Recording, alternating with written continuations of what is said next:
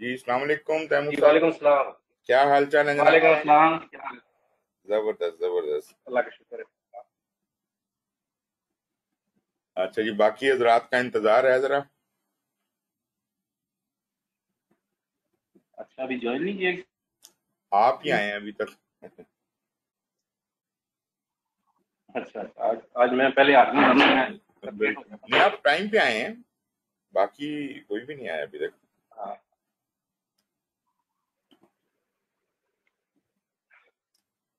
चलें, in the meanwhile हम शुरू करते हैं। आप बताइए, आपका मौका मिला आपको मॉड्यूल 4 पढ़ने का? जी जी, ये मॉड्यूल 4 में लीडर टीम परफॉर्मेंस, फिर ये जो उनकी क्या होता है जिसमें आप परफॉर्मेंस को उनकी मेजर करते हैं, जी जी। वो वाला टॉपिक। सही। और इम्पेडिमेंट्स और बिल्कुल। Conflict, right. ये चीजें मैंने कुछ पहले 4 टॉपिक आपने कर किए लिए। हैं स्कैम। जी। अच्छा, मैं जबरदस्त कंप्यूटर ही जबरदस्त। खोल रहा था, उसमें से कुछ मैंने हाईलाइट किए ही थी जो टर्मिनोलॉजीज उसमें, वो एक खास तौर पे वो है ना। एक मिनट, ये मेरा ओपन हो जाए तो फिर मैं आपसे एक जी जी जी, बिल्कुल क्वेश्चन थे वो बिल्कुल। देता हूँ।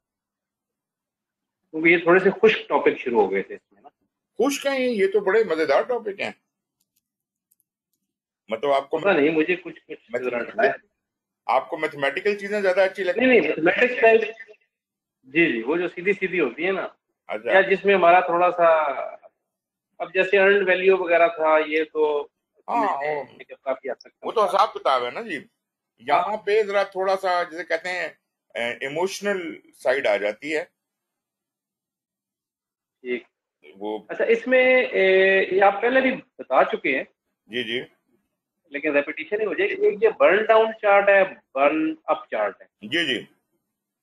और इसका अगर शॉर्ट सा बता दें कि बेसिक क्या इसका concept सर, अगर आप देखें, जो हम ट्रेडिशनली जो चार्ट बनाते हैं, वो नॉर्मली इस तरह से बनता है कि हम पहले से प्लान कर लेते हैं कि हमने कब कब क्या क्या करना है, और वो उसकी है। प्रोग्रेस एक। नीचे, ग्राफ नीचे से चलता है, ऊपर की तरफ जाता है। मतलब कंप्लीशन, जितना ज्यादा काम होता जाता है तो कंप्लीशन हमारी ऊपर की तरफ होती है।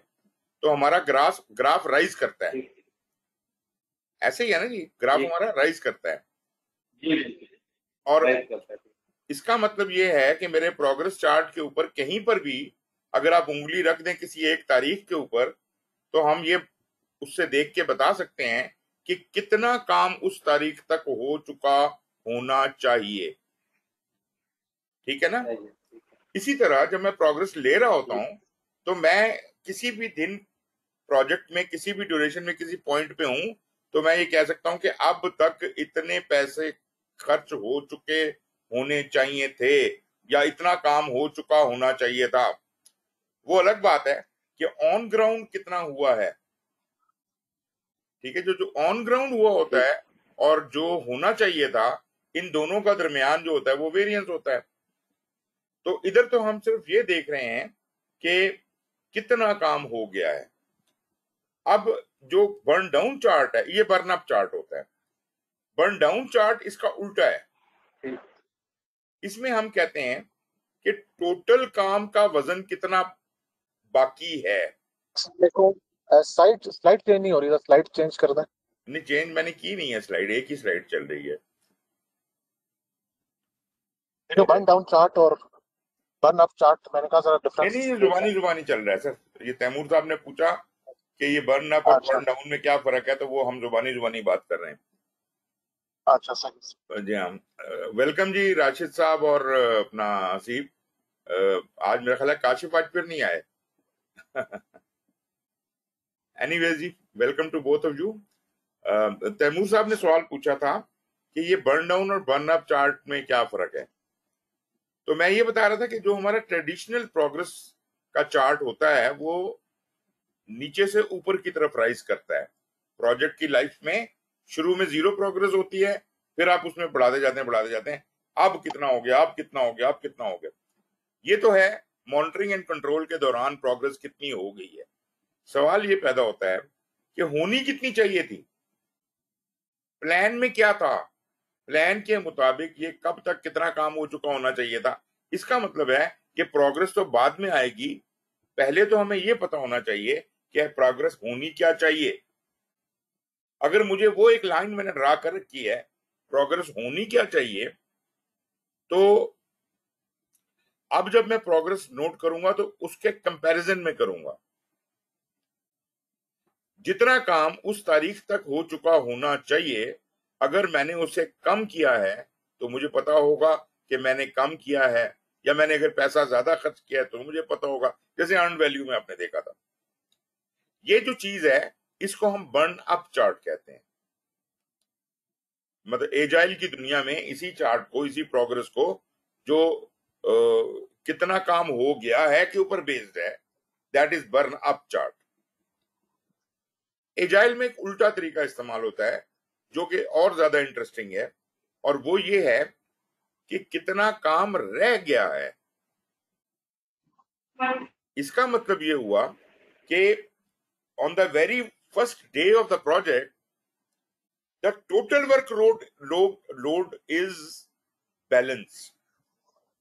अभी तक हमने कुछ किया तो कुछ भी नहीं ना, शुरू नहीं किया ना, तो इसका मतलब है टोटल वर्क लोड जो है वो बैलेंस है। तो ये मेरा बर्न डाउन चार्ट है। अब जितना जितना काम होता जाएगा वो इसमें से निकलता जाएगा, और जो बकाया काम है वो बाकी रहता जाएगा। तो ये बिल्कुल उसी तरह से जैसे प्रोग्रेस चार्ट होता है, ये उल्टी प्रोग्रेस है।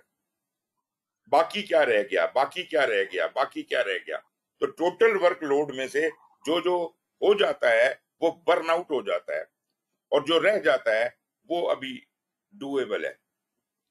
इसलिए ये उल्टा एस कर्व बनता है।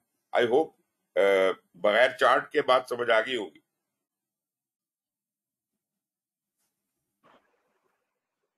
जी जनाब तैमूर साहब। थोड़ी बहुत समझ आई है।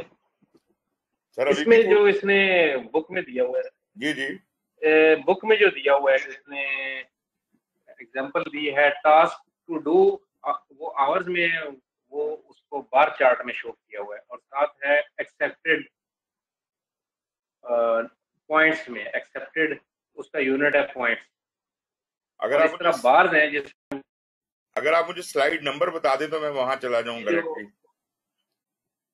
स्लाइड नहीं, ये पेज 225 है इसका, वो स्टूडेंट मैनुअल का कोई स्लाइड भी होगी इसकी। या जो नीचे प्रिंट, हाँ जी जो वो दो पेज आते हैं, एक तो वो जो क्या है,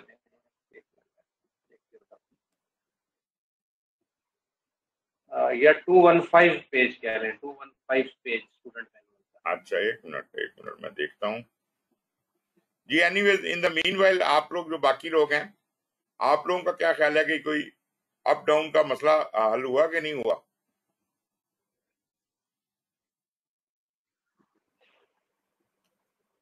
जी असीद।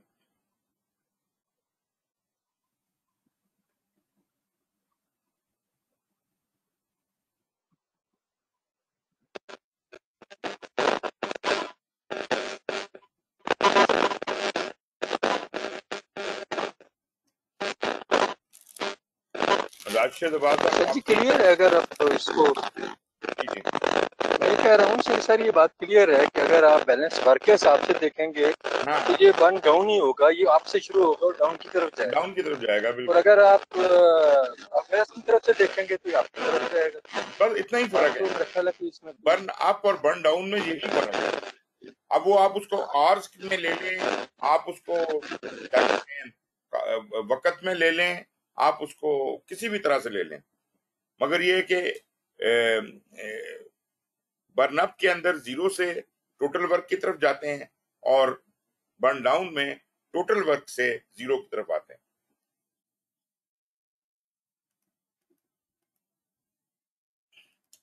अच्छा जी, वो मॉड्यूल 3 का टेस्ट किस किसने, क्विज किस किसने कर लिया है?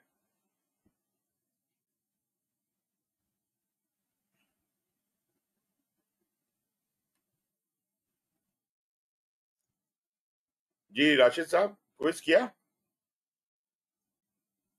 सर ये जो लास्ट वीक में आपने चढ़ाया कि उसकी बात कर रहे हैं मैं जी मॉड्यूल 3 या पुराने वाले की?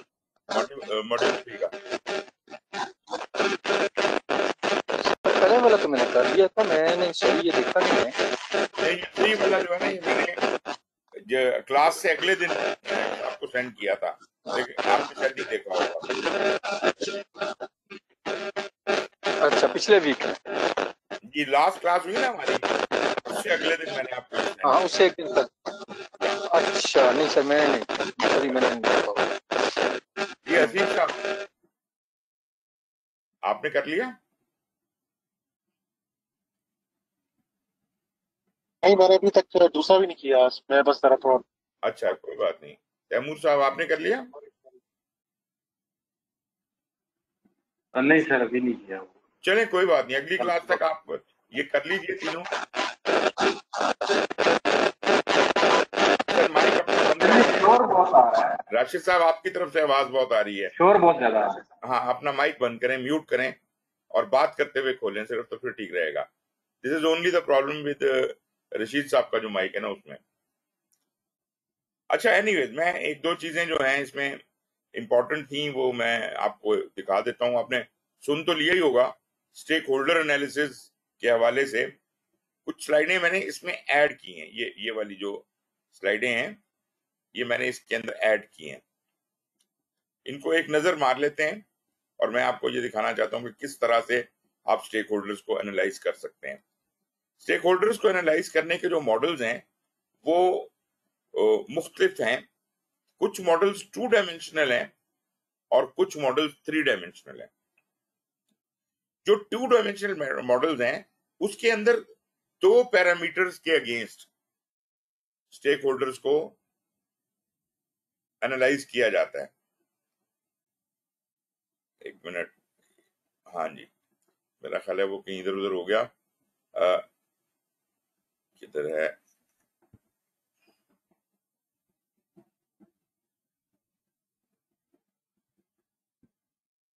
अच्छा, वो स्लाइड मेरा ख्याल है वो अगर आप इसमें एक और प्रेजेंटेशन है 4A, वो सिर्फ स्टेक होल्डर्स के ऊपर है। मैं वो खोल लेता हूं ताकि आपको आसानी हो इस चीज को समझने में।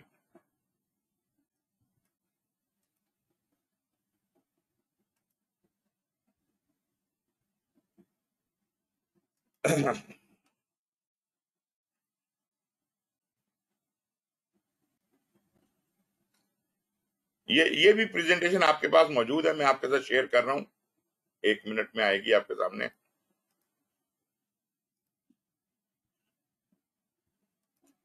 इसमें से पेशर स्लाइड्स जो हैं वो आपकी इस मेन प्रेजेंटेशन जो मैं आपसे अभी दिखा रहा था उसमें शामिल हैं। तो स्टेक होल्डर एनालिसिस एक बहुत बड़ा सब्जेक्ट है।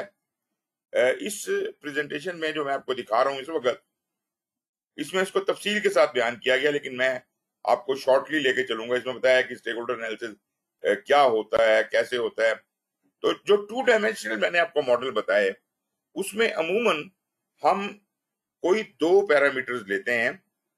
मिसाल के तौर पे स्टेक होल्डर का इंटरेस्ट कितना है और उसकी इन्फ्लुएंस कितनी है, या उसकी पावर कितनी है, और मतलब इस तरह से 2 पैरामीटर्स के ऊपर हम इसको जज करते हैं।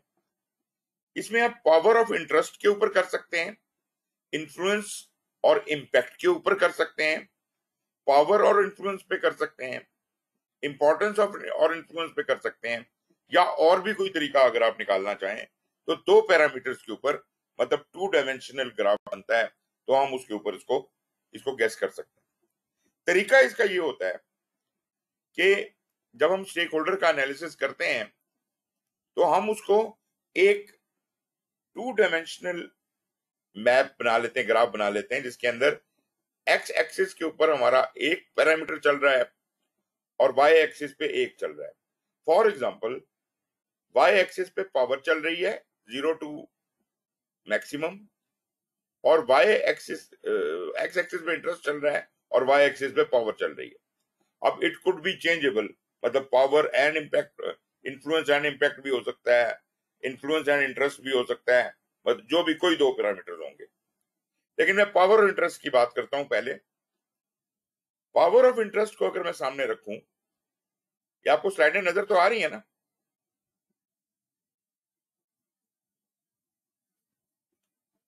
जी जनाब, आवाज आ रही है मेरी? जी हाँ, आ रही है। ओके, नजर आ रही है। फर्ज करें कि मैंने इसको स्केल रखा है 0 से 10 का, पावर के लिए भी और इंटरेस्ट के लिए भी। हर स्टेक होल्डर जो आप आइडेंटिफाई करते हैं उसको 0 के 10 के ऊपर पावर में नंबर दे दें और इंटरेस्ट में नंबर दे दें। लाजमी बात है, हम उन स्टेक होल्डर्स के साथ डिस्कस करेंगे और अंडरस्टैंड करने की कोशिश करेंगे कि वो कितनी पावर एक्सरसाइज करता है और उसका कितना इंटरेस्ट है। आपको हैरत होगी कि कुछ स्टेक होल्डर्स तो ऐसे होंगे जो पावर बहुत ज्यादा यील्ड करते हैं, लेकिन उनका प्रोजेक्ट की रोजमर्रा की कार्रवाई में कोई खास इंटरेस्ट नहीं होता। और कुछ लोग ऐसे भी होते हैं जो जिनका रोजमर्रा के मुतासरीन होते हैं वो, लेकिन उनके हाथ में पावर कम होती है या नहीं होती। एनीवेज, जो भी कोई नंबर आता है उसके हिसाब से हम इसको ग्राफ पे प्लॉट कर लेते हैं। फॉर एग्जांपल, ये जो ABCD लिखी हुई है मुख्तलिफ कलर्स में, ये फर्ज कर लीजिए कि डिफरेंट स्टेक होल्डर्स हैं। मिसाल के तौर पे M जो स्टेक होल्डर है, ये गालिबन पावर में कोई 2 के करीब है और इंटरेस्ट में अगर देखें तो 6 के करीब है। तो इसको जब हमने प्लॉट किया तो ये लोअर राइट क्वाड्रेंट में आ गया। इसी तरह ये जो 0 से 10 का सिस्टम है, इसको अगर मैं 4 खानों में या 4 क्वाड्रेंट्स में डिस्ट्रीब्यूट कर लूं तो टॉप राइट क्वाड्रेंट जो है that is high on both, power में भी हाई और इंटरेस्ट में भी हाई। जो लोअर लेफ्ट क्वाड्रेंट है वो दोनों में लो है। जो लोअर राइट क्वाड्रेंट है वो इंटरेस्ट में हाई है, पावर में लो है। और अपर लेफ्ट क्वाड्रेंट है वो पावर में तो बहुत हाई है और इंटरेस्ट में लो है। Now generally you will see कि आपके जो स्टेक होल्डर हैं वो ऑटोमेटिकली प्लॉट हो गए हुए हैं and they are existing in one of these quadrants. Now how to उनकी स्ट्रेटेजी क्या बनानी है, how to deal with each group. फर्ज करने के हर क्वाड्रेंट एक ग्रुप है। वो तमाम स्टेक होल्डर जो टॉप राइट कॉर्नर में वाले क्वाड्रेंट में आए हैं, दे आर पावर भी हाई है और इंटरेस्ट भी हाई है, तो we have to take special care about them और इनके लिए हमें we have to manage them very closely. We can't take chances with them क्योंकि ये पावरफुल लोग भी हैं और इनको ये प्रोजेक्ट की एक एक चीज पर नजर भी रखना चाहते हैं या एक एक चीज के बारे में इनको इन्फॉर्म भी शायद करने की जरूरत होगी। तो they are to be taken most care. फिर आ जाइए जो हाई पावर है लेकिन इंटरेस्ट उनका कम है। ये ऐसे स्टेक होल्डर हो सकते हैं जो शायद इन्वेस्टर है या कोई और हिसाब किताब है, उसके अपने इंटरेस्ट हैं, लेकिन as far as the project is going शायद वो रोजमर्रा के प्रोजेक्ट की कार्रवाई में इतना ज्यादा इंटरेस्टेड ना हो। ये लोग हैं जो they have to be kept satisfied. इनको नाराज नहीं किया जा सकता बिकॉज ये हमारे इन्वेस्टर हैं, ये हमारे मेन हाई पावर एक्सरसाइज करते हैं, इनको हम नाराज नहीं कर सकते। लेकिन at the same time we don't have to इनको बहुत ज्यादा रिपोर्टिंग करने की जरूरत नहीं है। जो चीज ये जानना चाहते हैं वो इनको बताएं और इनको सेटिस्फाइड रखें। बिला वजह ज्यादा ओवरलोड मत करें इंफॉर्मेशन से, क्योंकि ये लोग उससे नाराज भी हो सकते हैं। फिर वो लोग हैं जो हाई इंटरेस्ट रखते हैं लेकिन पावर नहीं है उनके पास।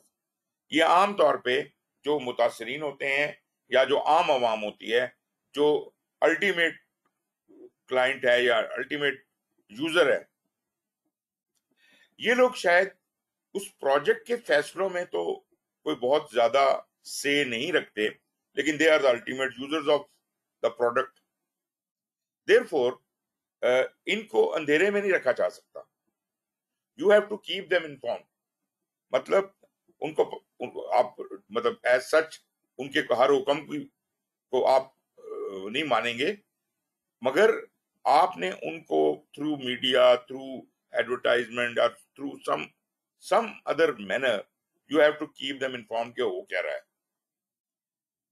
आप अक्सर देखते हैं कि प्रोजेक्ट एक हो रहा है, अच्छे प्रोजेक्ट जो होते हैं वहां पे बोर्ड्स लगे होते हैं, बिल बोर्ड लगे होते हैं, या कोई किसी किस्म के इंडिकेशंस लगी होती हैं कि यहाँ ये क्या बन रहा है, कब बन रहा है, कौन बना रहा है, क्या लागत है, और जब वो बन जाता है तो फिर उसके ऊपर बाकायदा वो एक हातमी स्टेटमेंट लिख दी जाती है।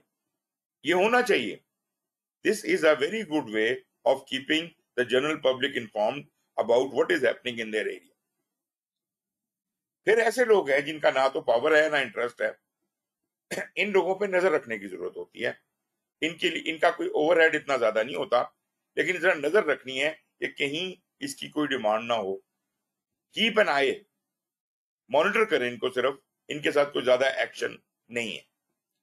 इसके साथ मैं एक और भी बात कहता चलूं कि स्टेक होल्डर जब आपने आइडेंटिफाई और एनालाइज किए तो शायद वो किसी क्वाड्रेंट में प्लेस हो गए हो, लेकिन याद रखिएगा स्टेक होल्डर के इंटरेस्ट बदलते रहते हैं, उसकी पावर भी बदलती रहती है।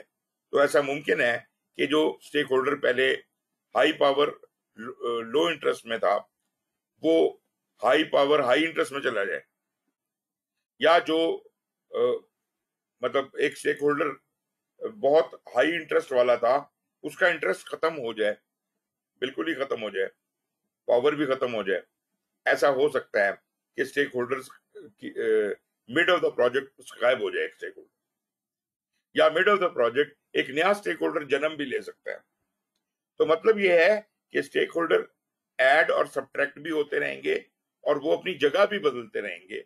इसलिए ये वाला चार्ट जो है ये हमें लाइव रखना होगा, हर वक्त इसको अपडेट रखना होगा। तब हमें पता चलेगा कि आप एक स्टेक होल्डर जे जो है वो चला जाता है हाई इंटरेस्ट हाई पावर वाले क्वाड्रेंट में, तो पहले मैं उसको सेटिस्फाई रख रहा था, अब मैं उसे मैनेज क्लोजली करूंगा। ये जो 4 स्टेटमेंट्स लिखी हैं ये हमारी स्ट्रेटजी है हर ग्रुप को डील करने की।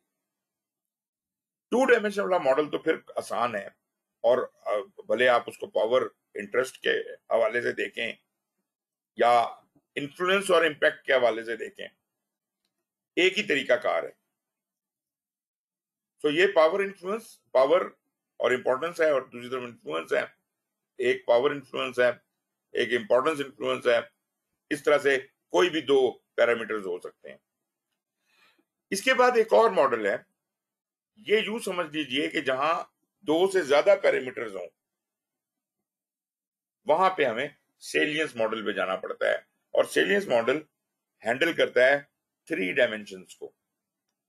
अब वैसे तो कोई भी 3 एट्रीब्यूट्स हो सकते हैं, लेकिन फॉर एग्जांपल या जो मशहूर एक मेथड है सेलियंस में वो है पावर, लेजिटिमेसी और अर्जेंसी। अब मैं आपको ये दिखाता हूं कि ये किस तरह काम करता है। इसमें हम बहुत सी चीजें हैं जो आप खुद से पढ़ लीजिएगा, मैं सीधा डायग्राम पे आता हूं। ये 3 डायमेंशंस हैं जी आपकी। पावर ऊपर है वाई एक्सिस पे, एक्स एक्सिस पे आपकी लेजिटिमेसी है, और जेड एक्सिस पे आपकी अर्जेंसी है। और ये जो पॉइंट यहां से शुरू हो रहा है ये 0 पॉइंट है, और जो मैक्सिमम पॉइंट हर एक्सिस के ऊपर है वो 10 है। बिल्कुल उसी तरह जैसे हमने वो पिछला मॉडल देखा था, लेकिन वो 2 डायमेंशनल था, ये 3 डायमेंशनल है। तो इसके अंदर जो क्यूब्स बन रहे हैं वो 8 बन रहे हैं। जैसे वहां पर 4 क्वाड्रेंट थे, यहां पे 8 क्वाड्रेंट है। इसी को हम 3 डायमेंशनल मॉडल को ऐसे भी शो कर सकते हैं कि ये 3 सर्कल्स हैं और ये एक दूसरे को क्रॉस कर रहे हैं। इसका मतलब है एक एक क्वाड्रेंट तो हो गया पावर का हाई पावर और बाकी चीजें लो, लेजिटिमेसी हाई और बाकी चीजें लो, अर्जेंसी हाई और बाकी चीजें लो।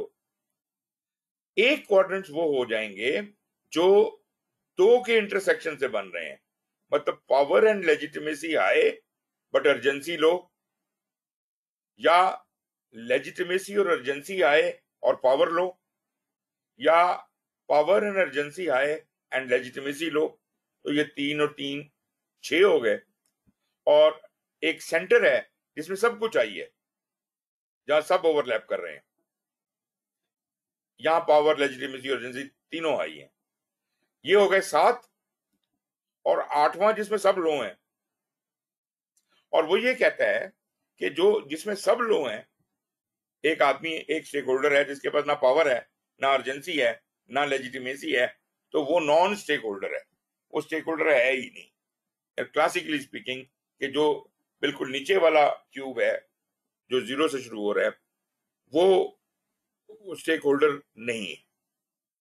बाकी जो 5 क्यूब हैं वो वेरियस कैरेक्टरिस्टिक्स रखते हैं।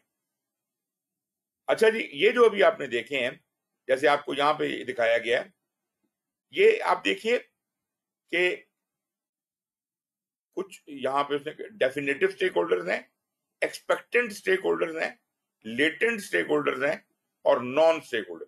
नॉन का तो आपको समझ आ ही गया कि ये वो 8वां जो अंदर वाला क्यूब है, ये वो है। डेफिनेटिव स्टेक होल्डर्स वो होते हैं जिसमें having all 3 attributes treated with high priority, high salience, मतलब तीनों में हाई है, तो ये तो एक ही होगा ना, सेंटर वाला जिसमें सारे ओवरलैप कर रहे हैं, सारे हाई है। फिर आ जाते हैं जी एक्सपेक्टेंट स्टेक होल्डर्स।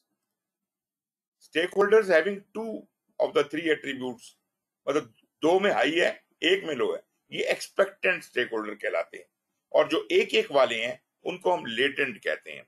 तो अगर आप नामों को देखना चाहें तो डेफिनेटिव जो तीनों में हाई है, एक्सपेक्टेंट 2 में हाई, लेटेंट 1 में हाई, और नो स्टेक होल्डर ये किसी में भी हाई नहीं होता, सब में लो होता है। अच्छा जी, अभी मैं आपके सामने डेफिनेटिव रख रहा हूं। डेफिनेटिव तीनों में हाई है और इसकी जगह ये बनती है रेड कलर में जो बनाई हुई है। अगर आप एक्सपेक्टेंट को देखना चाहते हैं तो 3 एक्सपेक्टेंट्स हैं। एक जो पावर और लेजिटिमेसी में हाई है और अर्जेंसी में लो है, उसको हम कहते हैं डोमिनेंट स्टेक होल्डर।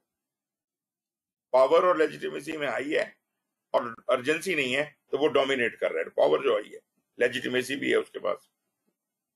फिर जो लेजिटिमेसी और अर्जेंसी में हाई है, पावर नहीं है उसके पास, उसको हम डिपेंडेंट कहते हैं, क्योंकि वो बगैर पावर के किसी और पे डिपेंडेंट है। उसके पास इख्तियार है लेकिन ताकत नहीं है। लेजिटिमेसी है, मतलब कानूनी तौर पे वो एक्शन ले सकता है, लेकिन उसको एक्शन लेने की पावर नहीं है। ठीक है, कानून की किताब के हिसाब से तो ठीक है, लेकिन जब उसको एलोकेट की जाएगी पावर तब वो एक्शन कर सकेगा। और अर्जेंसी उसको बहुत ज्यादा है, ये डिपेंडेंट है। और सबसे खतरनाक जो है वो ग्रीन वाला है, और ये पावर में हाई है, अर्जेंसी में हाई है, लेकिन इसके पास लेजिटिमेसी नहीं है। ये गैर कानूनी काम करने की कर सकता है। अर्जेंसी बहुत ज्यादा है, पावर भी मेरे पास बहुत ज्यादा है, बस जो कुछ मर्जी कर लो। तो ये डेंजरस स्टेक होल्डर है। इन तीनों को इसी तरह से ट्रीट किया जाए, ये डोमिनेंट, ये डेंजरस और ये डिपेंडेंट। उसके बाद ये चारों आ गए। अब आप आ जाइए जो आपके लेटेंट स्टेक होल्डर्स थे, इनकी जगह ये बनती है।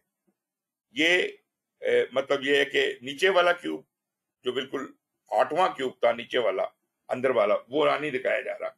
ये वो क्यूब्स हैं जो किसी एक चीज में आई हैं। जो सिर्फ पावर में आई है और बाकी 2 चीजों में लो है, ये डॉर्मेंट है।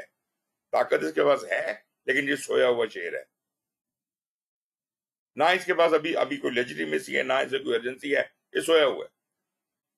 डिमांडिंग, अर्जेंसी बहुत ज्यादा है इसकी, लेकिन इसके पास ना पावर है ना लेजिटिमेसी है, तो इसका मतलब ये डिमांडिंग है।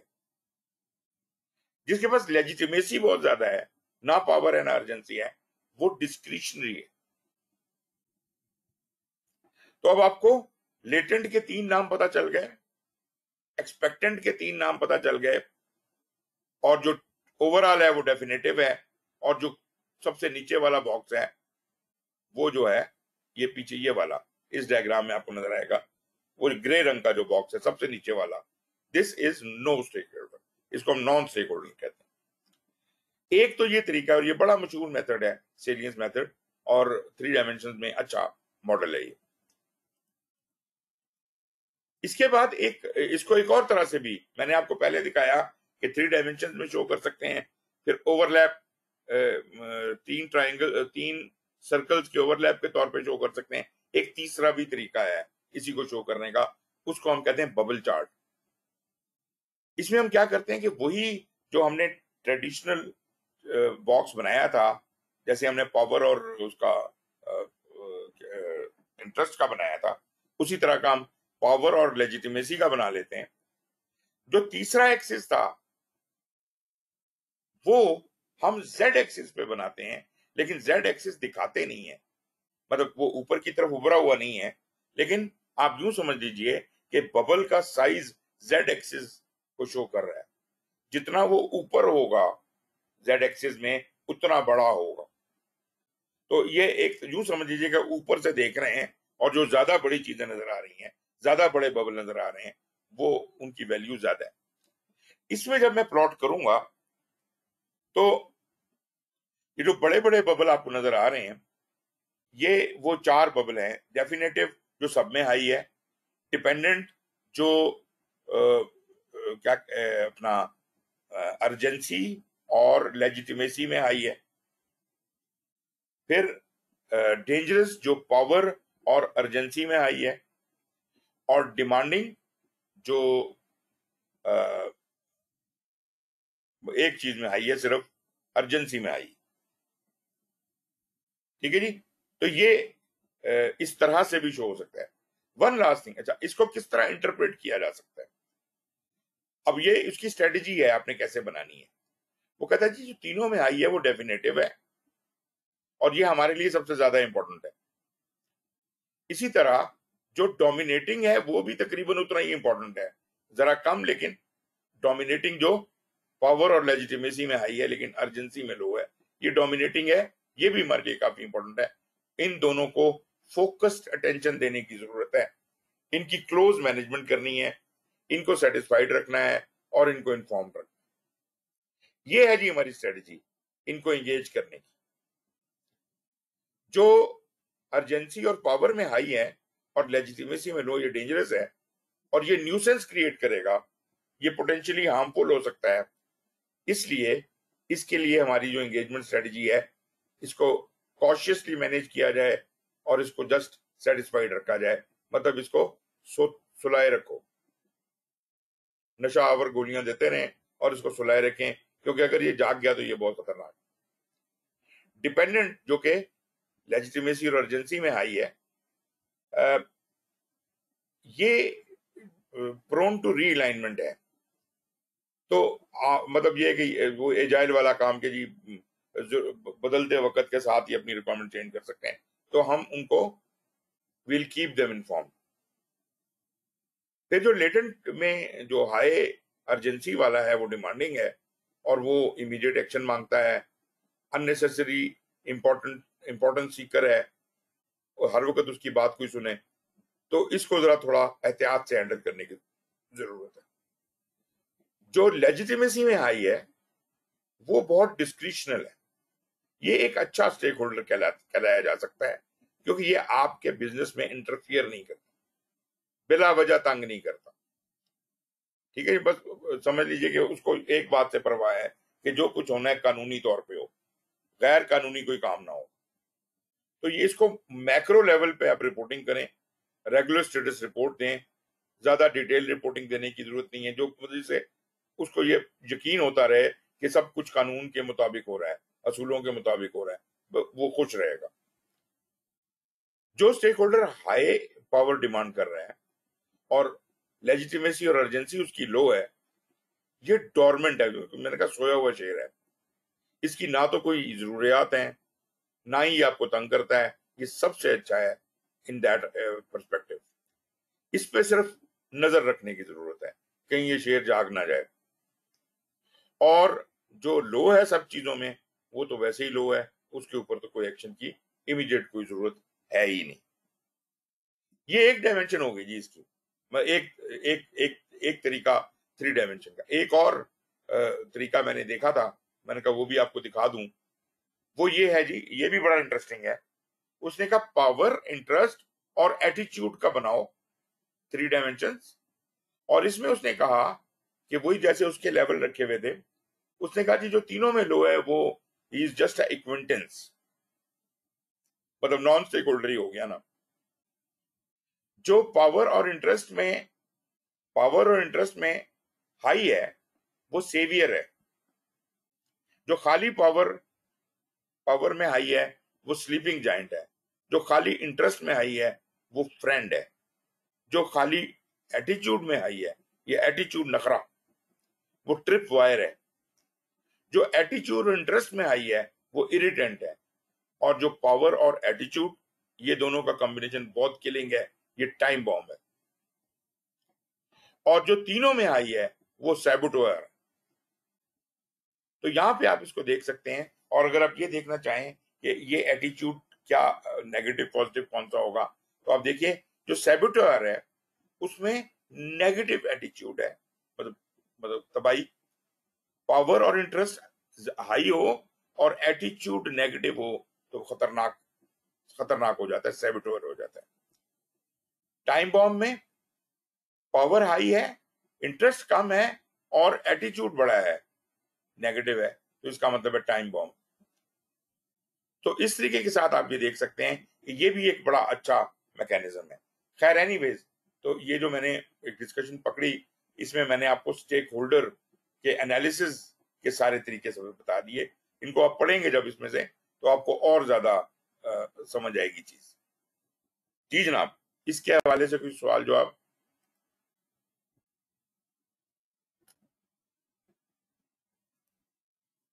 सर ये किसी ब्रीफिंग में जो आपने प्रेजेंटेशन दी है उसमें ये प्रेजेंटेशन मौजूद है? इस वाली प्रेजेंटेशन में जो मैंने आपको फोर्थ की दी है उसमें ये पार्शियली मौजूद है, मतलब 3 डायमेंशन मौजूद है।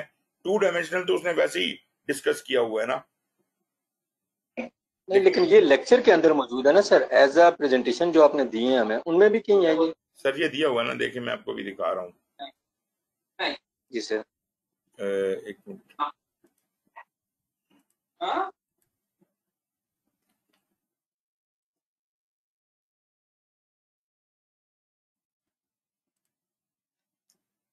बताइए, नजर आया?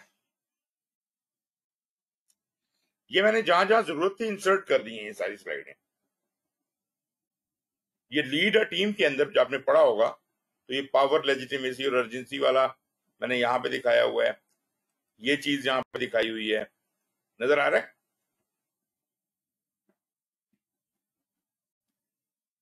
ये आपको नजर आ रहा है? जी सर आ रहा है। तो हाँ ठीक है। ये इस तरीके के साथ ये सब कुछ, ये वही चीजें हैं सारी जो मैंने अभी आपसे डिस्कस की हैं। ये 2 डायमेंशन वाला आ गया, तो सब बातें इसमें डिस्कस्ड हैं।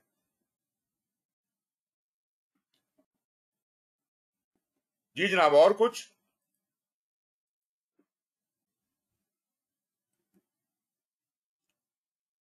मुझे ये समझ आई है कि जो तैमूर साहब ने मुझे बताया कि ये इस टॉपिक में कोई 7, इस मॉड्यूल में 7 टॉपिक हैं, तो इन्होंने कहा जी मैं 4 तक पहुंच गया हूं। क्या आप लोग, बाकी लोग भी 4 तक कवर कर चुके हैं?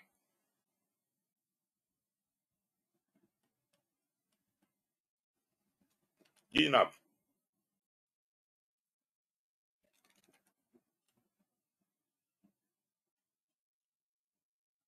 जी रशीद साहब, कहां तक पहुंच गए थे आप?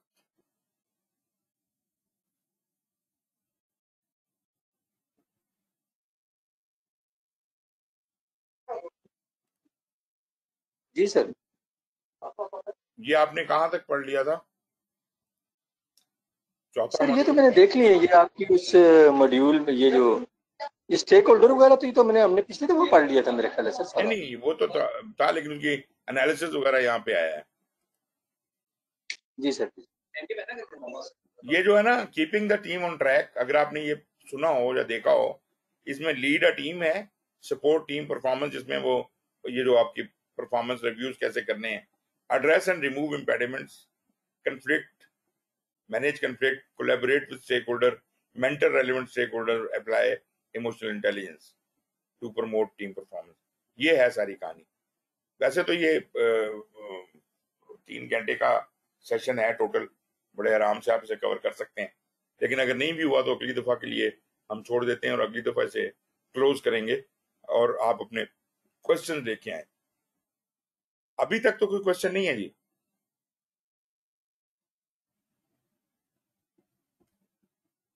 नहीं, अभी तक तो सो फार सो गुड ही है। अच्छा, और आपने अभी मॉड्यूल 4 को नहीं अभी टेस्ट भी नहीं किया, तो अगली दफा टेस्ट करेंगे तो उसको भी डिस्कस कर लेंगे कि क्या मार्क्स हैं, कितने मार्क्स हैं। वही मेरी हिदायत वही होगी कि एक से ज्यादा दफा अटेम्प्ट करने की कोशिश करें। जी हाँ, इंशाल्लाह। फाइनल एग्जाम मैं आपका तकरीबन बना रहा हूँ, मतलब 1/4 बन गया है। बड़ा टाइम बहुत लगता है, पूरा दिन लगा के 50% बनाए, तो वो अल्लाह करे कि वो क्लास खत्म होने से पहले कंप्लीट हो जाए, क्योंकि जो फाइनल एग्जाम होगा वो उससे पता चलेगा वेयर डू यू स्टैंड। और वो टफ होते हैं क्वेश्चन, मतलब जैसे मैंने आपको बताया भी था कि ये जो क्वेश्चन आपको हर चैप्टर के एंड पे मिलते हैं, ये तो बच्चों वाले क्वेश्चन है। असल क्वेश्चन जो है वो सिनेरियो बेस्ड होते हैं। तो बल्कि मैं आपको उसकी झलक भी दिखाऊंगा, लेकिन ये है कि जनरली स्पीकिंग आपको इस बात का अंदाजा होना चाहिए कि ये आपके कॉन्सेप्ट पक्के करने के लिए है, ये पेपर जो है, क्विजेस जो हैं। और अगर आपने उसको ग्रैस्प कर लिया है, फिर आप फ्री विलिंग करें, फिर आप सिनेरियो पे क्वेश्चंस के आंसर करें। जी जनाब, anything before we close?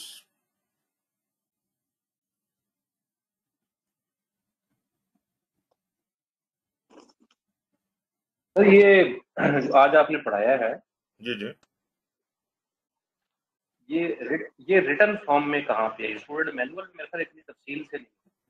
Sir ये एज सच कहीं पे भी एक्सप्लेन्ड इतना नहीं होगा जितनी तफसील से मैंने आपको बताया, लेकिन मैंने जो स्लाइडें आपको 4A के नाम से, मॉड्यूल 4A, अलग एक प्रेजेंटेशन होगी उसके अंदर, उसको आप रेफर कर लें। उसमें पूरा टेक्स्ट भी दिया हुआ है, सब कुछ दिया हुआ है, ठीक है ना? ठीक है, टेक्स्ट प्रेजेंटेशन है उसके अंदर, क्योंकि स्लाइड जो डेक। आपकी मेन मॉड्यूल 4 की फाइल है, उसमें मैंने सारा टेक्स्ट नहीं डाला, उसमें मैंने सिर्फ तस्वीरें डाल दी हैं। लेकिन आप 4A में चले जाएंगे तो स्टेक होल्डर एनालिसिस की पूरी प्रेजेंटेशन है, वो तफसील के साथ। ठीक है। चलें ये जी। जो फाइनल टेस्ट है, ये 160 सालों का होगा? एक 210 सवाल हैं। अच्छा, चलें, दैट्स गुड। चलें, ठीक। और और 4 घंटों में करना है हमने? जी, तो 4 घंटों में। चलें, ठीक। चलें, ओके, दैट्स गुड। तो आप, मैं और भी आपके क्वेश्चंस और भी होंगे। ये वाला जो सेट है ना, सही। मैं चाहूंगा कि आप इसको आखिरी वक्त के लिए बचा के रखें, मतलब एग्जाम सही, में हाँ, ये बैठने सही से है। पहले आप, इससे पहले इसको देखें ना इन क्वेश्चंस को। सही, जब तक हाँ पूरी तैयारी ना हो। एग्जाम आपने आखिरी जो अटेम्प्ट तैयारी करनी है ना, जो जो क्वेश्चंस सही। करनी है, वो एक पूरा 4 सही। घंटे का स्लॉट रख के 2-3 दिन पहले एग्जाम्स की डेट से, सही। तो आप पूरे एग्जाम की तरह का एनवायरनमेंट बना के उसमें बैठें और ये क्वेश्चन करें, और फिर आपको पता चलेगा वेयर यू स्टैंड। अगर आपके 80% के करीब नंबर आ जाते हैं, तो फिर आप बिल्कुल तसल्ली से जाके एग्जाम में बैठ जाएं। अदरवाइज बैठना तो आपने फिर भी है, लेकिन ये this is not the only test you are going to do. आपको इस तरह के 200 सवालों के 3-4 सेट करने चाहिए, ठीक है जी? ये एग्जाम में क्या पास परसेंट? सर एग्जाम का इनका बड़ा टेढ़ा सा मसला है, उसमें पास परसेंट कोई नहीं बताते और ना ही कोई होती है, क्योंकि ये परसेंटेज बेस्ड एग्जाम नहीं है, ये परसेंटाइल बेस्ड है। आई होप आपको अंदाजा होगा परसेंटाइल क्या होती है। ये परसेंटाइल ऐसे है कि आपकी क्लास नहीं। में फर्ज करें 200 बंदे हैं, और वो कहते हैं जी हमें इस क्लास से 5 बंदों को पास करना है। तो ये क्या किया उन्होंने, उन्होंने 2.5 परसेंटाइल उठा ली ऊपर से, मतलब 97.5 परसेंटाइल वाले फेल हो जाएंगे, इससे ऊपर वाले पास होंगे, मतलब out of the total people. It has nothing to do how much marks you get. हो सकता है कि ये जो 2.5% लोग हैं, इनके नंबर्स हों 97, 98, 99, इस तरह नंबर्स हों, तो उस सूरत में जो बंदा 97 से भी कम नंबर लेता है, अगर 5 बंदे 97 से ऊपर हैं तो जो 97 से नीचे वाले सारे फेल हैं। अच्छा जी, अब बात है ये है कि ये परसेंटाइल आती कैसे है? ये आती है पीएमआई के जो रोजाना की बेसिस पे एग्जाम होते हैं, उससे एक स्टैटिस्टिकल एनालिसिस होता है जिससे वो उस सेट करते हैं कि हमने अगले दिन कितने बंदे पास करने हैं। उस हिसाब से एक परसेंटाइल डिसाइड होती है। उस परसेंटाइल में जितने लोग ऊपर आ जाते हैं वो पास हो जाते हैं। अगर ज्यादा रश होगा तो कम कम लोग पास होंगे। अगर रश कम होगा, मतलब अमूमन जब लोग ज्यादा एग्जाम देते हैं जिन तारीखों में, उस वक्त फेलियर रेट बहुत ज्यादा हाई हो जाता है। लेकिन जब आम ट्रेंड चल रहा होता है जैसे आजकल है, तो अभी आपकी हो सकता है परसेंटेज काफी नीचे आई हुई हो। लेकिन एहतियातन जो मैं आपको एक बता रहा हूं, if you can secure 80 to 85% marks in your practice, you definitely can pass. ये आवाज ब्रेक हो गई थी सर, आपने परसेंट बोला। जी, मैं ये कह रहा हूं कि अगर आप 80-85% की तैयारी करेंगे तो आप डेफिनेटली पास हो जाएंगे। ठीक है। टफ एग्जाम है और परसेंटेज भी बहुत आई है, और जब आप पास करते हैं ना तो उसके बाद आपके यूं समझ लीजिए जैसे सीने से एक बहुत बड़ा बोझ उतर गया है। इतना बड़ा अचीवमेंट का एहसास होता है कि यार ये मैंने कर लिया, पीएमपी के एग्जाम पास कर लिया। पीएमपी मतलब अच्छा सीरियस प्रोफेशनल एग्जाम है, ये बच्चों का खेल नहीं है। जो लोग कहते हैं ना जी हमने तो तैयारी नहीं की थी, हम तो जाके एग्जाम में बैठ गए, पास होके आ गए, झूठ बोलते हैं, ऐसा हो ही नहीं सकता। उनका पित्ता पानी हुआ हुआ होता है एग्जाम देते हुए। मतलब कोई मैं ऐसा बंदा नहीं जानता जो कहे कि जी मैं तो आराम से लेट के एग्जाम दिया है, मैंने, मुझे तो परवाही कोई नहीं थी, मैंने तो तैयारी कोई नहीं की। बाद में झूठ सब बोल लेते हैं। लेकिन आप कभी एग्जाम हॉल में जाएं और देखें लोगों की हालत क्या है, तब आपको पता चले कि बड़े बड़े शेर वहां पे बकरी बने होते हैं। तो बुनियादी तौर पे ये किसी की बातों में नहीं आना कि जी ये पढ़ लो पास हो जाओगे, वो कर लो। जी जब तक आप मुकम्मल तौर पे आपका दिल सेटिस्फाई नहीं होता कि मैंने सब कुछ, मेरा अबूर हासिल हो गया है मुझे तमाम कॉन्सेप्ट्स के ऊपर, तब तक एग्जाम में मत बैठेगा। अपनी तसल्ली करनी है आपने, किसी और की राय पे नहीं चलना। There is no test paper, there is no कोई कहे कि जी फलाने वाले क्वेश्चन जो फलाने बंदे के पास हैं वो वही आएंगे, ऐसा नहीं हो सकता। Nobody has those questions.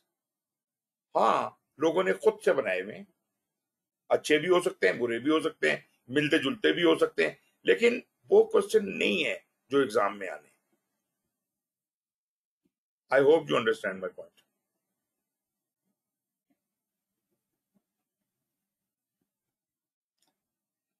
जी जनाब, अगर और कोई पॉइंट नहीं है आपकी तरफ से तो should we call quits today, call it a day?